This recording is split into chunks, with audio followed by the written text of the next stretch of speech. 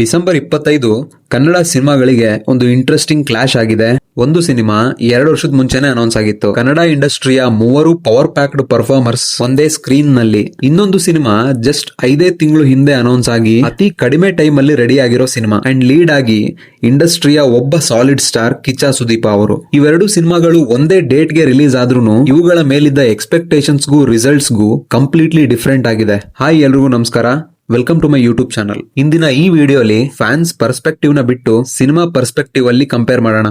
45 ಮತ್ತೆ ಮಾರ್ಕ್ ಸಿನಿಮಾಗಳಲ್ಲಿ ಯಾವ ಸಿನಿಮಾ ನೋಡಕ್ಕೆ ವರ್ತ್ ಇತ್ತು ಅಂಡ್ ಯಾವ ಸಿನಿಮಾ ಚೆನ್ನಾಗಿತ್ತು ಬಟ್ ಇನ್ನೂ ಬೆಟರ್ ಆಗ್ಬೋದಿತ್ತು ಅನ್ನೋದನ್ನ ಕಾಮ್ ಆಗಿ ಬ್ರೇಕ್ ಡೌನ್ ಮಾಡೋಣ. 45 ಈ ಸಿನಿಮಾ ಅನೌನ್ಸ್ ಆಗಿದ್ದು 2 ವರ್ಷದ ಹಿಂದೆ.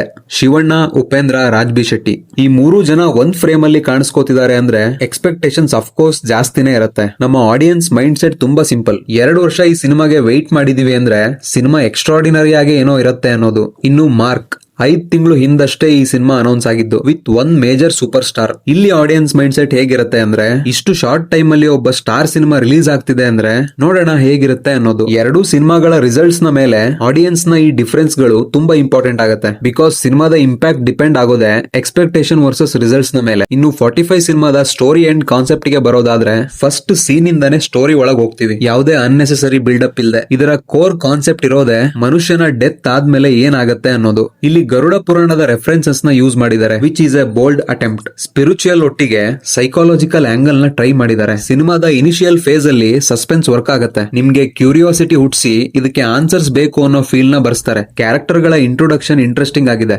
ಎಲ್ಲಾ ಕ್ಯಾರೆಕ್ಟರ್ಗೂ ಒಂದು ಪರ್ಪಸ್ ಇದೆ. ಹಳೆ ಕನ್ನಡ ಸಿನಿಮಾಗಳ ರೆಫರೆನ್ಸಸ್ ನಿಮ್ಗೆ ನಾಸ್ಟಾಲಜಿ ಫೀಲ್ ಆಗುತ್ತೆ. ನಿಮ್ಗೆ ಆ ಸಿನಿಮಾಗಳ ಬಗ್ಗೆ ಅರಿವಿದ್ರೆ ಮಾತ್ರ. ಕಾನ್ಸೆಪ್ಟ್ ವೈಸ್ 45 ಒಂದು ಆಂಬಿಷಿಯಸ್ ಸಿನಿಮಾ ಅಂತ ಹೇಳ್ಬೋದು. ಇದರ ಐಡಿಯಾ ವೀಕ್ ಅಂತೂ ಇಲ್ಲ ಮತ್ತೆ ಇಂಟೆನ್ಷನ್ ಸ್ಟ್ರಾಂಗ್ ಆಗಿದೆ. ಈಗ ಪರ್ಫಾರ್ಮೆನ್ಸಸ್ ಕಡೆ ಬರೋಣ. ಶಿವಣ್ಣನ ಎಂಟ್ರಿ ಗೂಸ್ ಬಂಪ್ಸ್ ಮೂಮೆಂಟ್ ಅನ್ಕೊಳ್ಳಿ, ಅದರಲ್ಲಿ ಯಾವುದೇ ಡೌಟ್ ಇಲ್ಲ. ಓವರ್ ಆಲ್ ಸಿನಿಮಾಲಿ ಶಿವಣ್ಣಗೆ ಯೆಲ್ಲೋ ಥೀಮ್ ಇದ್ರೆ ಉಪೇಂದ್ರ ಅವ್ರಿಗೆ ರೆಡ್ ಥೀಮ್ ಇದೆ. ರಾಜ್ ಬಿ ಶೆಟ್ಟಿ ಒಂದು ಕಂಟ್ರೋಲ್ಡ್ ಪ್ರೆಸೆನ್ಸ್ ಅಲ್ಲಿ ಕಾಣಿಸ್ಕೊಂಡಿದ್ದಾರೆ. ಸೆಕೆಂಡ್ ಹಾಫ್ ಅಲ್ಲಿ ಒಳ್ಳೆ ಹೈ ಮೂಮೆಂಟ್ಸ್ ಇದಾವೆ. ಎಸ್ಪೆಷಲಿ ಸುಧಾರಾಣಿ ಶಿವಣ್ಣ ಸೀನ್ಸ್ ತುಂಬಾ ಕ್ಯೂಟ್ ಮತ್ತೆ ವಾರ್ಮ್ ಫೀಲ್ ನ ಕೊಡ್ತವೆ. ಈ ತರದ್ ಕೆಲವು ಮೂಮೆಂಟ್ಸ್ ವರ್ಕ್ ಆಗಿದಾವೆ ಅಂತ ಹೇಳ್ತೀನಿ. ಬಟ್ ಬರ್ತಾ ಬರ್ತಾ ಸ್ವಲ್ಪ ಡಿಸಪಾಯಿಂಟ್ ಆಗಕ್ ಸ್ಟಾರ್ಟ್ ಆಗುತ್ತೆ. ನಂಗೆ ಇದರ ಬಿಗ್ಗೆಸ್ಟ್ ಇಶ್ಯೂ ಅನ್ಸಿದ್ದೆ BGM. ಕೆಲವು ಸೀನ್ ಗಳಲ್ಲಿ BGM ಎಮೋಷನ್ಸ್ ನ ಎಲಿವೇಟ್ ಮಾಡ್ಬೇಕು, ಬಟ್ ಇಲ್ಲಿ ಡಿಸ್ಟರ್ಬ್ ಮಾಡತ್ತೆ. ಇಲ್ಲಿ ಇವರು ಸೆಲೆಕ್ಟ್ ಮಾಡಿರೋ ಕಾನ್ಸೆಪ್ಟ್ ತುಂಬಾನೇ ಡೀಪ್ ಇದೆ, ಬಟ್ ಎಲ್ಲೋ ಎಕ್ಸ್ಪ್ಲೋರ್ ಮಾಡದೆ ಸ್ವಲ್ಪ ಲಿಮಿಟ್ ಮಾಡ್ಕೊಂಡ್ರ ಅಂತ ಅನ್ಸತ್ತೆ. 2 ವರ್ಷ ವೆಯ್ಟ್ ಮಾಡಿ 3 ದೊಡ್ಡ ಪರ್ಫಾರ್ಮರ್ಸ್ ಇದ್ದಾಗ ಅದರ ಇಂಪ್ಯಾಕ್ಟ್ ಇನ್ನು ಹೆವಿ ಆಗ್ಬೇಕಿತ್ತು ಅಂತ ಅನ್ಸ್ತು. ಸೊ 45 ಬ್ಯಾಡ್ ಮೂವಿ ಅಂತೂ ಅಲ್ಲ,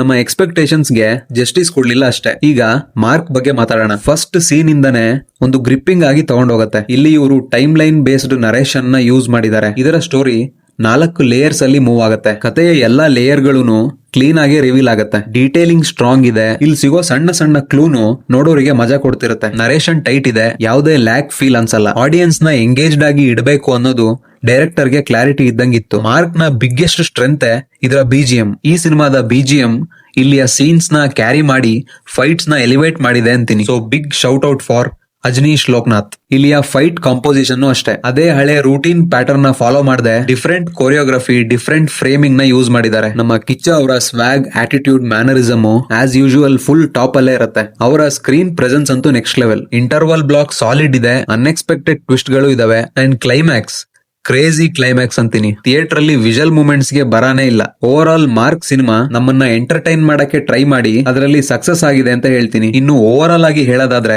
ನಿಮ್ಗೆ ಸೈಕಾಲಜಿಕಲ್ ಸಿನಿಮಾ ಇಷ್ಟ ಆಗೋದಾದ್ರೆ 45 ನ ಒಂದ್ಸಲ ನೋಡ್ಬೋದು. ಮತ್ತೆ ನಿಮ್ಗೆ ಸಿನಿಮಾಲಿ ಒಂದು ಗ್ರಿಪ್ಪಿಂಗ್ ನರೇಷನ್ ಇರಬೇಕು, ಟ್ವಿಸ್ಟ್, ಮಾಸ್ ಮೂಮೆಂಟ್ಸ್ ನಿಮಗೆ ಇಷ್ಟ ಆಗೋದಾದ್ರೆ ಮಾರ್ಕ್ ಒಂದು ಬೆಟರ್ ಎಕ್ಸ್ಪೀರಿಯನ್ಸ್ ನ ಕೊಡುತ್ತೆ. ನಿಮಗೆ ಯಾವ ಸಿನಿಮಾ ವರ್ಕ್ ಆಯ್ತು, 45 ಮಾರ್ಕ್ ಅನ್ನೋದನ್ನ ಕಮೆಂಟ್ ಮಾಡಿ. ಮತ್ತೆ ಮುಂದಿನ ವಿಡಿಯೋ ಸಿಗೋಣ.